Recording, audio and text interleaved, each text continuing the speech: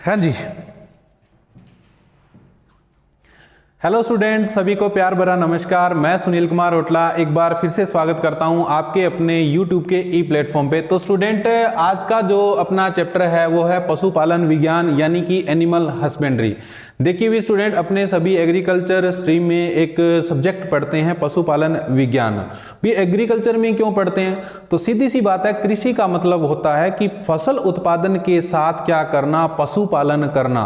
अब पशुपालन क्यों करते हैं, पशुओं का अध्ययन करना क्यों जरूरी है, किन किन पशुओं की जो स्टडी है अपने इस ब्रांच में करते हैं। देखो भी, जितने भी डोमेस्टिक एनिमल है जिनसे अपने को दूध की प्राप्ति होती है, मांस की प्राप्ति होती है, अंडों की प्राप्ति होती है, ऊन की प्राप्ति होती है, चमड़े की प्राप्ति होती है, या वो कृषि कार्य के लिए पाले जाते हैं या वो सवारी के लिए पाले जाते हैं, तो जितने भी डोमेस्टिक एनिमल हैं उन सब का अध्ययन इस ब्रांच में या पशुपालन विज्ञान में किया जाता है। आज अपने इस पशुपालन विज्ञान को जीरो लेवल से पढ़ेंगे कि ये सब्जेक्ट के रूप में कैसे सामने आया, इसकी हिस्ट्री क्या है, ये कैसे शुरू हुआ और अपनी लाइफ में पशुओं का क्या इंपॉर्टेंस है। यानी कि बिल्कुल बेसिक लेवल से पढ़ेंगे कि आपको समझ में आ जाएगा कि एग्रीकल्चर में पशुपालन या एनिमल हस्बेंड्री जो सब्जेक्ट है उसका इंपॉर्टेंस क्या है। चलो स्टार्ट करते हैं अपने आज का लेसन। देखो, कोई भी चीज अपने कोई भी सब्जेक्ट पढ़ते हैं तो उसकी थोड़ी सी हिस्ट्री अपने को पता होना चाहिए, कोई थोड़ा बहुत अपना को इतिहास पता होना चाहिए, ताकि उसको सब्जेक्ट को समझने में, उस टॉपिक को समझने में थोड़ी सी अपने को क्या रहे, सुविधा रहे, और थोड़ा सा टॉपिक है वो इंटरेस्टिंग भी हो जाता है थोड़ी हिस्ट्री पता हो तो। और मोटा मोटा पता रखते हैं तो अपने को रट्टा ही मारना पड़ता है कि हाँ चलो ठीक है ये चीजें हैं, बस ठीक है।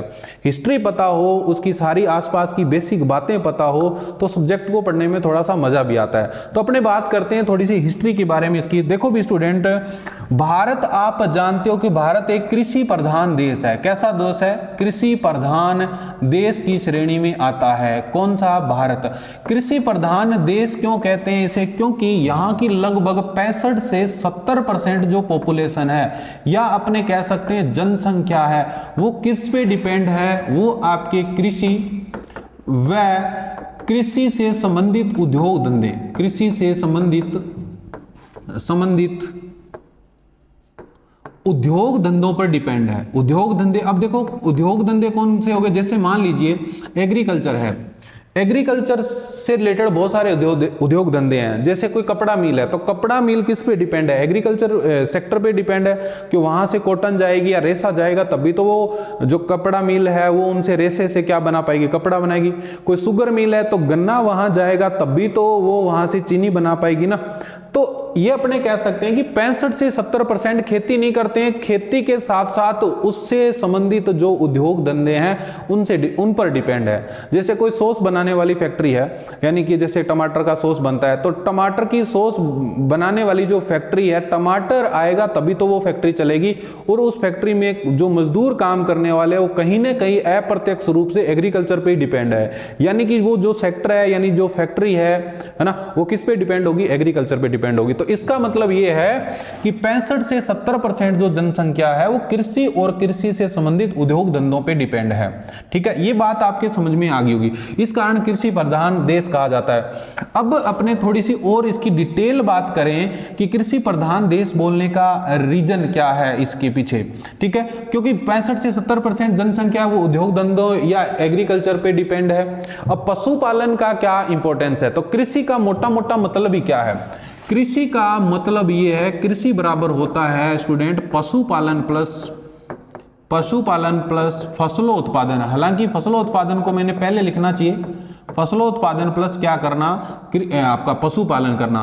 तो अपने इसकी तो जिक्र नहीं कर रहे, इस सब्जेक्ट का अपने अच्छे से डिटेल से अब जिक्र करेंगे कि पशुपालन में है क्या। देखो, पशुपालन विज्ञान में डोमेस्टिक एनिमल्स हैं उनका पालन किया जाता है, उनकी स्टडी की जाती है, उनके बारे में स्टडी की जाती है। अब अपने हिस्ट्री की बात करें तो हिस्ट्री के बारे में जानेंगे। ऐसा माना जाता है कि लगभग 40 मिलियन वर्ष पहले, 40 मिलियन वर्ष पहले किसकी उत्पत्ति हुई थी? 40 मिलियन वर्ष पहले वानर की उत्पत्ति हुई थी। पहले वानर जानते हो, बांदर, वानर की उत्पत्ति इस पृथ्वी पर हुई थी। अब वानर अपना पूर्वज माना जाता है। वैसे वानर से ही किसकी उत्पत्ति हुई? मनुष्य की उत्पत्ति हुई है। तो इस वानर से ही मनुष्य बना है। तो ऐसा माना जाता है कि 1.5 मिलियन वर्ष पहले मिलियन वर्ष पहले आपकी किसकी उत्पत्ति हो चुकी थी? आदि मानव की उत्पत्ति हो चुकी थी। यानी कि जो अपना आदि मानव है इसका जो ओरिजिन है वो हो चुका था। आदि मानव का जो वैज्ञानिक नाम है वो है होमो इरेक्टस। होमो इरेक्टस। इरेक्टस क्यों कहते हैं कि ये सीधा खड़ा नहीं हो सकता था, है ना, इसमें मतलब इरेक्ट यानी खड़ा नहीं हो सकता था सीधा, इस कारण इसका नाम क्या पड़ गया? होमो इरेक्टस पड़ गया, आदि मानव था। अब ये जो आदि मानव था जंगलों में रहता था, जंगली जीवन व्यतीत करता था और उस समय वनस्पति का कोई ज्ञान नहीं था। अब वनस्पति का ज्ञान नहीं था तो जिंदा रहने के लिए एनर्जी तो चाहिए, एनर्जी के रूप में भोजन चाहिए। भोजन इसका क्या था? तो भोजन इसका मांस ही था। भोजन इसका क्या था? मांस क्या था? इसका भोजन था। ये इधर उधर जंगलों में भटकता था, जंतुओं का कच्चा मांस खाता था और अपना जीवन यापन करता था, जंगली रूप था भी। अब इसका जो जीवन है वो तीन ही बातों के इर्द गिर्द घूमता था, भोजन, सुरक्षा और प्रजनन। तीन ही बातों के इर्द गिर्द घूमता था। वो बातें कौन कौन सी है? प्रथम था भोजन की प्राप्ति, दूसरा था सुरक्षा यानी दूसरे जीवों का खुद ही नहीं शिकार हो जाए, और तीसरा था प्रजनन। इनके इर्द गिर्द ही इसका जीवन है वो चलता था, है ना। अब क्या कि ये जंगलों में इधर उधर घूमता था तो इसका मेन जो था सुरक्षा थी, भी दूसरे जानवरों का खुद ही नहीं शिकार हो जाए। तो इसने सोचा होगा क्यों नहीं जिन एनिमल्स को अपने फूड के रूप में खाते हैं उनको अपने पालना स्टार्ट कर दें। तो इसने धीरे धीरे पशुओं को पालना स्टार्ट कर दिया और उनको घर के पास या जहां भी इसने शेल्टर बनाए थे वहां इसने रखना स्टार्ट कर दिया। अब इसने सोचा होगा कि जो वनस्पति पशु खाते हैं और मैं उन पशुओं का सेवन करता हूं, उनके मांस का सेवन करता हूं, क्यों न जो पशु वनस्पति खाते हैं उनको खा के देखें। तो इसने इस पर्पज से उनको खा के देखा होगा और धीरे धीरे किस पे आ गया? वनस्पति पे आ गया होगा। तो यहां आपकी एक बात तो स्पष्ट होती है कि मानव का जो प्रथम भोजन था वो दूसरा कोई ना कोई जीव ही था, यानी कि जीवों से अपना भोजन प्राप्त करता था ये। और वनस्पति के ऊपर तो बाद में है। तो यहां एक बात तो स्पष्ट होगी कि फसलों उत्पादन तो बाद में स्टार्ट हुआ है, वनस्पति का सेवन करना मानव ने बाद में स्टार्ट किया। जो प्रथम भोजन था वो दूसरे जीव ही थे, यानी कि जीवों का ही अपटेक करता था, उनके कच्चे मांस का सेवन करता था या दूध का सेवन करता था, कैसे भी मान सकते हैं अपने। तो एनिमल हस्बेंड्री की जो हिस्ट्री है वो बहुत पुरानी है। अब कुछ जिक्र करते हैं कि सबसे पहले इसने कैसे एनिमल्स को, किन किन पशुओं को पालना स्टार्ट किया था। तो हिस्ट्री में थोड़ा सा और देखें तो मानव का जो प्रथम पालतू पशु था, मानव का प्रथम पालतू पशु इसने सबसे पहले जो प्रथम पालतू पशु जो है डोमेस्टिक एनिमल पाला था वो कुत्ता पाला था, यानी कि डॉग का इसने पालन स्टार्ट किया था। अब डॉग किस पर्पज से पाला था? डॉग इसके शिकार में मदद करता था। किस में मदद करता था? हंटिंग में मदद करता था, शिकार में मदद करता था। इस पर्पज से इसने कुत्ता पालना स्टार्ट किया था। अब कुत्ते के बाद थोड़ा सा हिस्ट्री के बारे में ये भी जिक्र मिलता है कि कुत्ते के बाद इसने स्टार्ट किया था भेड़ पालन। भेड़ का जो पालन किया था मानव ने वो किया था 8700 BC पहले, यानी कि इसको आप लिख सकते हो ईसा पूर्व किसका पालन स्टार्ट कर दिया था? भेड़ पालन स्टार्ट कर दिया था। भेड़ पालन इसने क्या कर दिया था स्टूडेंट? स्टार्ट कर दिया था। अब इसके बाद इसने बकरी पालन स्टार्ट किया था लगभग 7700 BC में, लगभग है ये तो 8700 BC, और 7700 BC में इसने क्या स्टार्ट कर दिया था? आपका बकरी पालन स्टार्ट कर दिया था। और आपकी जो गाय का उल्लेख मिलता है, गाय पालन इसने लगभग 6000 BC पहले गाय पालन स्टार्ट किया था, यानी कि जो आपके काऊ है, काऊ का पालन कब स्टार्ट किया था? 6000 BC पहले गाय पालन इसने स्टार्ट किया था। ये जिक्र भी आपका थोड़ा सा हिस्ट्री में मिलता है। अब ये तो बात होगी थोड़ी सी हिस्ट्री के बारे में। अब भी ये पुराने समय में इन पशुओं को किस पर्पज से पालता था? मांस के पर्पज से पालता था। अब धीरे धीरे इसकी बुद्धि का विकास हो गया तो इसने पशुओं का इंपॉर्टेंस समझना स्टार्ट कर दिया। तो ये इन एनिमल्स को कृषि कार्यों में उपयोग में लाने लगा, इनके चमड़े का उपयोग करने लगा, इनकी सवारी के रूप में उपयोग करने लगा। तो ऐसे है जो एनिमल का जो उपयोग है धीरे धीरे वो बढ़ता ही गया। ये तो बात होगी इसकी हिस्ट्री के बारे में। और थोड़ी सी बात करें अपने एडवांस हिस्ट्री की बात करें, एडवांस हिस्ट्री में अपने देखते हैं कि जितने भी अपने वेद है, पुराण है, ग्रंथ है, उनमें भी ग्रंथों के अंदर घी का, गाय के घी का उल्लेख मिलता है, कामधेनु गाय का उल्लेख मिलता है, नंदी महाराज का उल्लेख मिलता है। तो इससे एक बात तो स्पष्ट होती है कि भारत में जो पशुपालन है ये प्राचीन समय से किया जा रहा है।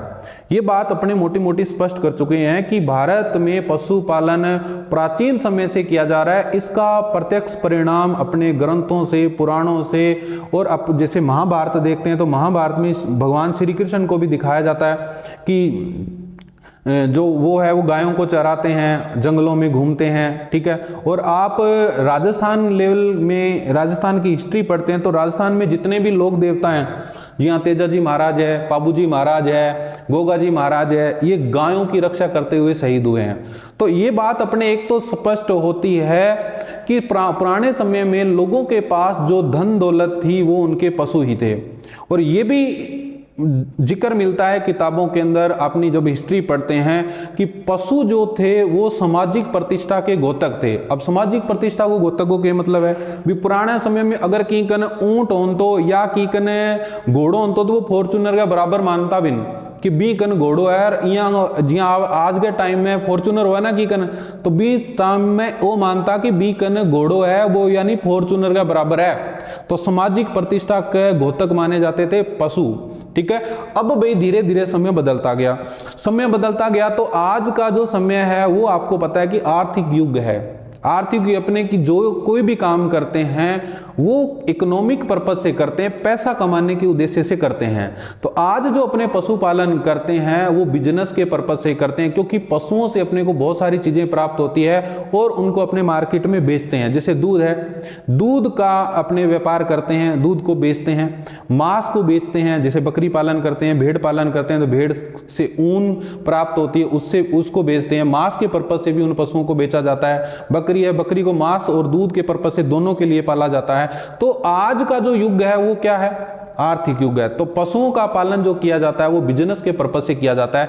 अब आपकी जो एनिमल हस्बेंड्री है वो शुरू होती है। मेन हिस्ट्री मैंने आपको बता दी, सारी की सारी चीजें मैंने बता दी कि पशुपालन कैसे स्टार्ट हुआ। देखो भी मानव का जो प्रथम फूड ही वो क्या था? भोजन था। भोजन क्या था? मांस था। मांस किसका हो? पशुओं का हो, ठीक है। तो पशुओं को सबसे पहले किसके पर्पज से पालना स्टार्ट किया था? भोजन के पर्पज से पालना स्टार्ट किया था। अब आगे बढ़ते हैं। आगे मैंने बता दिया कि मानव का प्रथम पालतू पशु कौन था? कुत्ता था। कुत्ता किस पर्पज से पालता था? शिकार के पर्पज से पालता था। सबसे पहले किस पशु का पालन स्टार्ट किया था? तो उसने 8700 BC पहले किसका पालन स्टार्ट किया था? भेड़ का। 1700 BC बकरी का। और गाय का जो जिक्र मिलता है वो 6000 BC पहले का मिलता है, यानी कि बिफोर क्रिस्ट। ये सारी की सारी जब BC लग जाता है ना तो ईसा मसीह के जन्म से पहले की बात हो रही होती है। ईसा मसीह के जन्म से पहले की बातें हो रही होती है, ठीक है। तो ये आपकी हिस्ट्री होगी। अब अपने मेन सब्जेक्ट पर आते हैं। देखो भी स्टूडेंट, सबसे पहले अपने इसके सामान्य परिचय की बात करेंगे कि एनिमल हस्बेंड्री है क्या। उसके सबसे पहले डेफिनेशन की बात करेंगे। अगर आपको डेफिनेशन समझ में आ जाती है तो पूरा का पूरा जो सब्जेक्ट है एनिमल हस्बेंड्री वो पूरा ही समझ में आ जाएगा आपको। देखो इसकी परिभाषा क्या कहती है, इसका सामान्य परिचय क्या कहता है भी। एनिमल हस्बेंड्री एग्रीकल्चर की एक ब्रांच है। तो आप जानते हो कृषि विज्ञान की वह शाखा, कृषि एग्रीकल्चर की तो ब्रांच है, कृषि विज्ञान की वह शाखा यानी कि ब्रांच जिसके अंतर्गत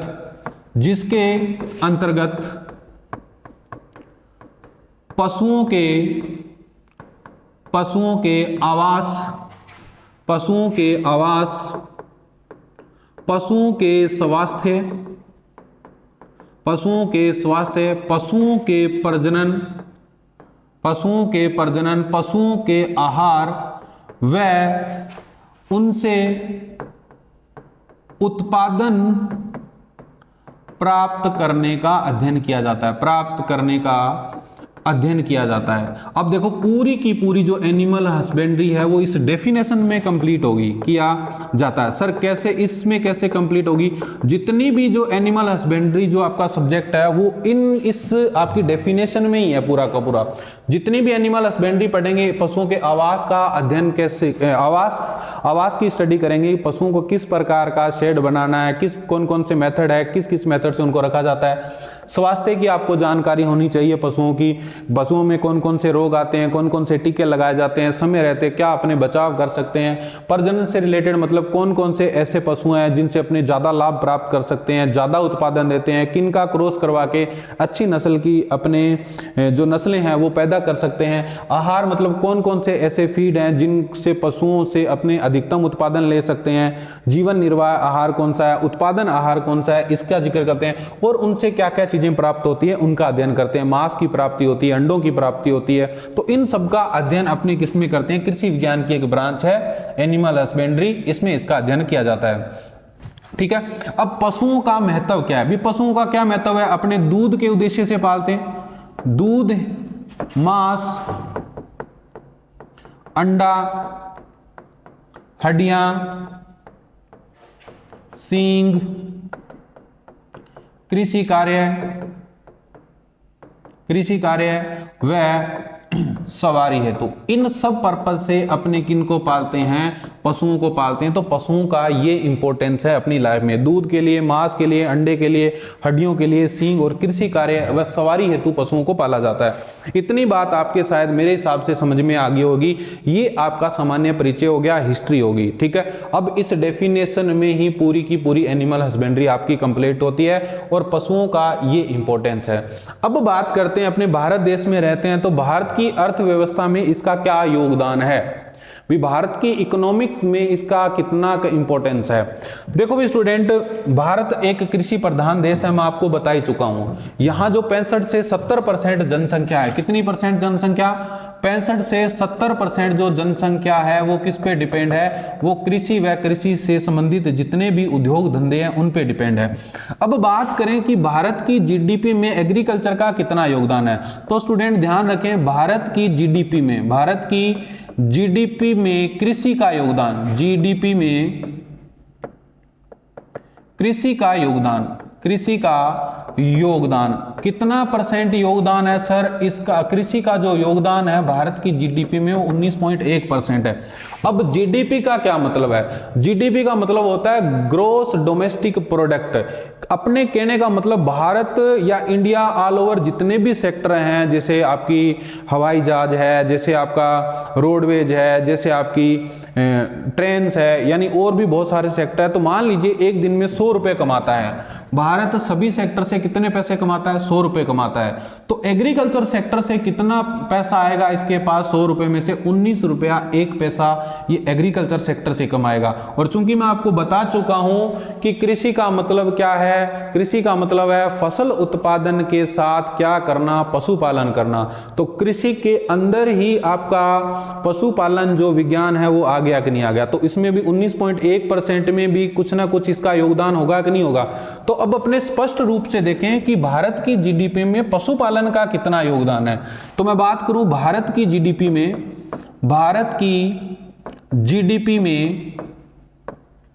पशुपालन का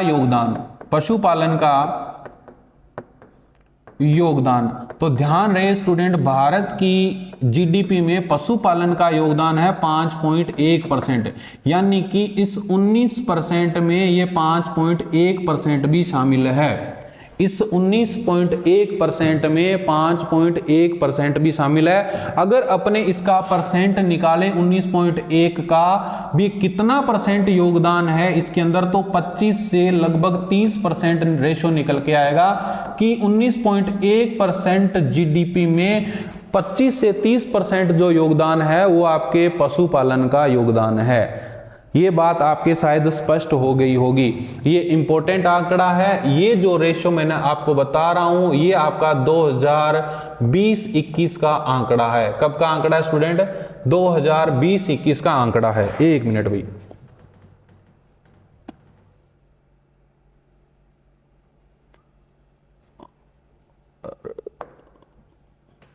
चलिए 2020-21 का 20-21 हाँ 20-21 का आंकड़ा है, ये 20-21 का आंकड़ा है। इसी हिसाब से अपने बात करें। अब अपने जानते हैं कि भारत जो है विश्व में दुग्ध उत्पादन में प्रथम स्थान पर है। भारत विश्व में दुग्ध उत्पादन में प्रथम स्थान में, दुग्ध उत्पादन में प्रथम स्थान रखता है, प्रथम स्थान रखता है जी, ये इंपॉर्टेंट बात है। देखो भाई, भारत कई सालों से ही दूध उत्पादन में विश्व में फर्स्ट स्थान है। तो ये फर्स्ट स्थान क्यों है? इन पशुओं की ही बदौलत है। अब इस फर्स्ट स्थान जो है भारत का, इसमें कुछ पशु तो योगदान देते होंगे मिल्क प्रोडक्शन में, तो किस किस पशु का कितना कितना योगदान है? देखो जी, भारत के दुग्ध उत्पादन में, भारत के दुग्ध उत्पादन में 49% भैंसें, 49% भैंसों का योगदान है, भैंसें, और आपके 44% गायों का योगदान है। इसमें से ही अगर मैं बात करूं 44% में से, तो 20% तो आपकी देसी गाय, 20% सी कौन सी? देसी गाय, और लगभग 44 जो है आपकी विदेशी गाय, विदेशी गाय, और लगभग मैं बात करूं 4% जो योगदान है, 4% योगदान है वो है भेड़ बकरियों का, ठीक है। ये मिल्क प्रोडक्शन में इन पशुओं का योगदान है, ये ध्यान रखना, भैंस का मोस्ट इंपॉर्टेंट, क्योंकि भारत की 57 विश्व की 57% भैंसें हैं वो भारत में पाई जाती है, और 57% भैंसों का मिल्क प्रोडक्शन में कितना योगदान है? 49% योगदान है, जो सबसे बड़ा रेशियो है। ये सारे पशु एक साइड और ये पशु एक साइड, इसीलिए मिल्क प्रोडक्शन सबसे ज्यादा है भारत का। भारत में भैंसें ज्यादा है, भैंसें मिल्क प्रोडक्शन ज्यादा करती है, ठीक है। तो ये आपकी मोटी मोटी बात होगी। अब बात करें भारत में टोटल पशुधन कितना है? भारत में कुल पशुधन, भारत में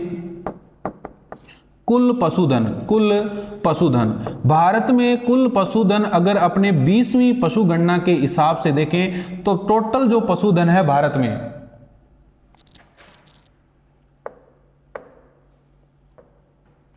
ये थोड़ा सा 535.78 मिलियन पशु है, 535.78 मिलियन पशु है। कौन सी पशु गणना के हिसाब से स्टूडेंट? 20वीं पशु गणना के हिसाब से, 20वीं पशु गणना के हिसाब से। इतनी बात आपके शायद क्लियर होगी।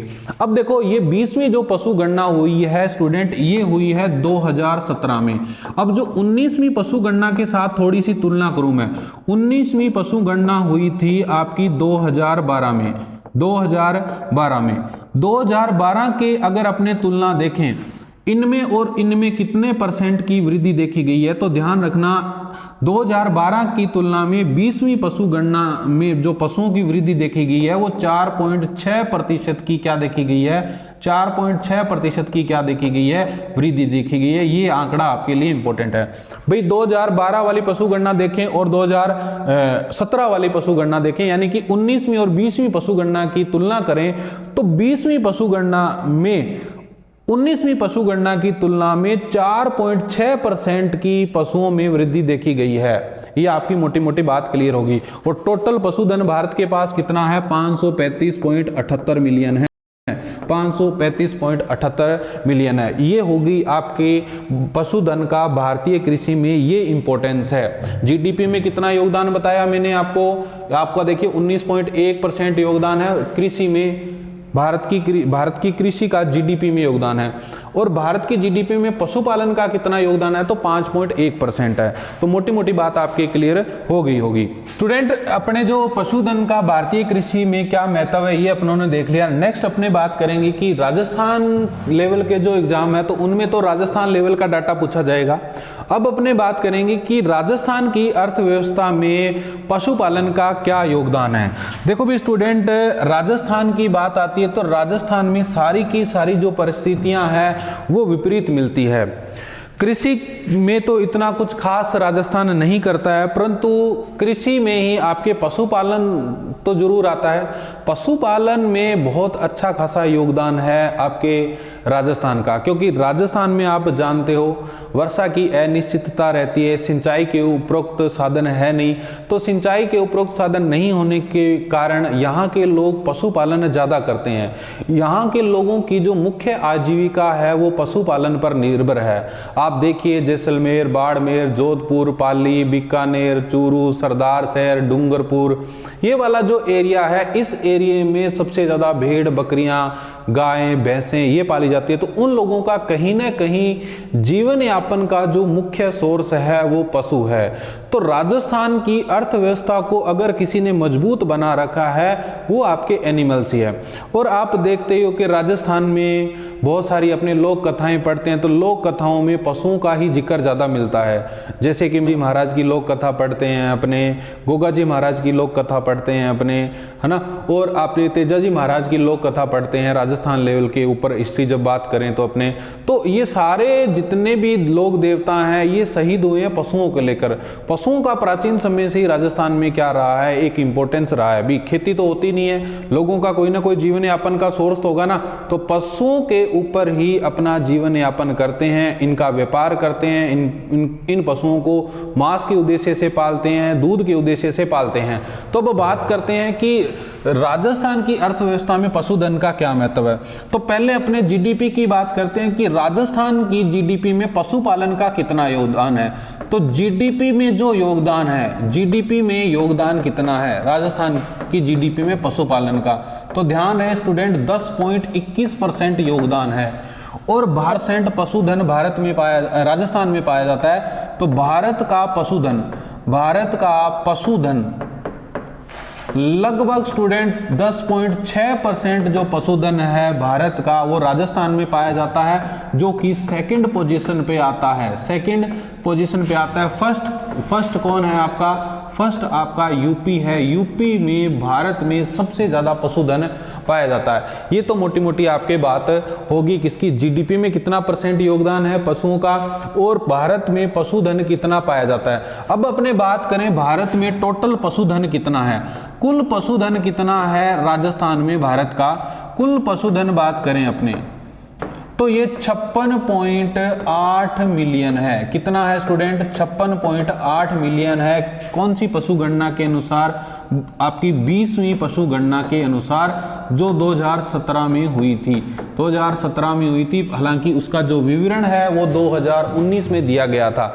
इस कारण पशु जनसंख्या या पशु गणना जो है उसके अंदर लिखा जाता है 20वीं जो पशु गणना है वो 2019 में हुई थी 2017 में। हालांकि 5 साल बाद पशु गणना होती है, तो 5 साल बाद होती है तो 2017 में होनी चाहिए ना।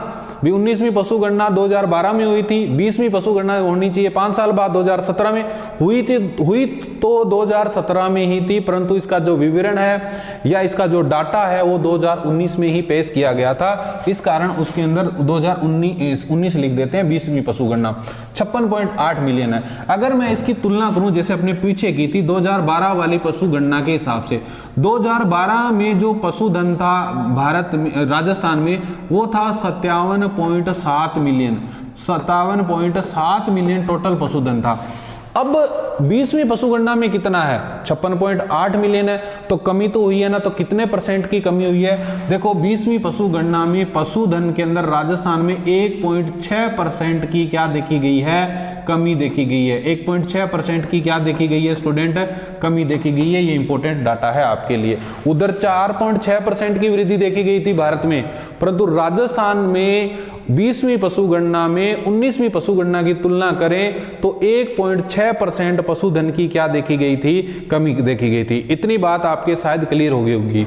अब देखिए भारत का दूध उत्पादन में नए डाटा के अनुसार भारत में फर्स्ट स्थान है।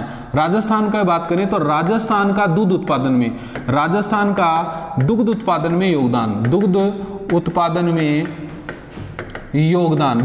में योगदान कौन सा है राजस्थान का? तो ये फर्स्ट पोजीशन पे आता है न्यू डाटा के अनुसार, पहले सेकंड पोजीशन पे था। तो अब इसमें किस किस पशु का कितना योगदान है मिल्क प्रोडक्शन में? अगर मैं बात करूं राजस्थान में किन किन पशुओं का कितना कितना योगदान है मिल्क प्रोडक्शन में, तो देखो स्टूडेंट 53% तो भैंसों का योगदान है। 53% तो किसका योगदान है? भैंसों का। 36% आपका गायों का योगदान है और आपका लगभग 10 से 11% जो योगदान है मिल्क प्रोडक्शन में वो आपके भेड़ व बकरियों का है। भेड़ व बकरियों का योगदान है। ये बात शायद आपके अच्छे से क्लियर होनी चाहिए। 53% भैंसों का योगदान है मिल्क प्रोडक्शन में राजस्थान में, और लगभग 36% गायों का, 10 से 11% भेड़ बकरियों का। ये मोटा मोटा आपके डाटा है मिल्क प्रोडक्शन का। अब अपने बात करते हैं कि भारत के कितने कितने % जो पशु है वो राजस्थान में पाए जाते हैं। देखो भी भारत का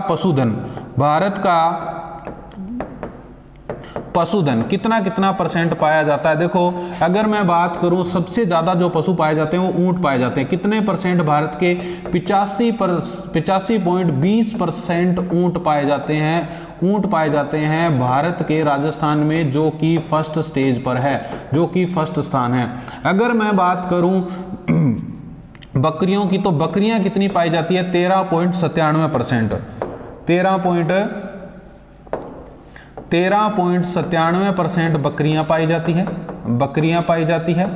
अगर मैं बात करूं भैंस की, तो भैंस पाई जाती है 12.47% भैंस, ठीक है। गायों की बात करें तो 7.22% गाय पाई जाती है भारत की राजस्थान में। अगर भेड़ों की बात करें तो भेड़ें पाई जाती है 10.64% क्या पाई जाती है?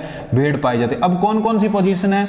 ऊंटों के अंदर तो फर्स्ट, बकरियों में भी फर्स्ट स्थान है, ठीक है। भैंस के अंदर बात करें तो भैंस के अंदर सेकंड पोजीशन है अपनी। फर्स्ट कौन सा है? फर्स्ट आपका यूपी है। फर्स्ट कौन सा स्टूडेंट? फर्स्ट आपका यूपी है। गायों में बात करें तो गायों में अपनी 6th पोजीशन है। और फर्स्ट पोजीशन की बात करें तो आपका फर्स्ट पोजीशन पे आता है वेस्ट बंगाल। कौन सा जी? वेस्ट बंगाल। अगर भेड़ों की पोजीशन में बात करें तो 4th पोजीशन है अपनी भेड़ों की संख्या के अंदर। फर्स्ट की बात करूं तो फर्स्ट कौन सा आता है? आपका तेलंगाना आता है। परंतु यहां एक क्वेश्चन ध्यान रखना, अपने भेड़ों के अंदर 4था स्थान आता है राजस्थान का, परंतु ऊन उत्पादन के अंदर फर्स्ट है। ऊन उत्पादन के अंदर क्या है स्टूडेंट? फर्स्ट स्थान है आपके राजस्थान का। कितना % ऊन उत्पादन करता है भारत का राजस्थान? तो लगभग 45%। ये क्वेश्चन आपके एग्जाम में आ चुका है, ये क्वेश्चन आपके एग्जाम में आ चुका है। और छोटी छोटी क्या बातें हैं, देखो अंडा उत्पादन में लगभग इसका भारत का राजस्थान का 14वां स्थान है, ठीक है। मांस उत्पादन में 10वां स्थान है, 10वां स्थान है, परंतु मांस हेतु जो पशु बेचे जाते हैं ना बिक्री हेतु, उसमें फर्स्ट पोजीशन है। उसमें क्या है? फर्स्ट पोजीशन है। और अगर अपने देखें कि ऑल ओवर पशुओं के अंदर सबसे ज्यादा कौन कौन से पशु पाए जाते हैं नए डाटा के अनुसार, तो भारत के सबसे ज्यादा ऊंट राजस्थान में है, गधे राजस्थान में है और बकरियां राजस्थान में है। ये आपका मैंने मोटा मोटा इंपॉर्टेंस बता दिया कि राजस्थान की अर्थव्यवस्था में पशुधन का क्या महत्व है। मेरे हिसाब से आपको सारी की सारी जो जनरल चीजें हैं एनिमल हस्बेंड्री से वो क्लियर होगी। आगे मैं इस वीडियो में वीडियो में अपने चर्चा करेंगे कि पशुओं से रिलेटेड जो शब्दावली है, कलिंग क्या होता है, कैपोनाइजेशन क्या होता है, कैनाबोलिज्म क्या होता है, ब्रोलियर किसे कहते हैं, ये जो टर्मिनोलॉजी आपके एग्जाम में पूछी जाती है इसकी चर्चा करेंगे। तो वीडियो अच्छी लगे तो अपने दोस्तों में जरूर शेयर करें और कमेंट करके जरूर बताएं कि वीडियो कैसी लगी। धन्यवाद।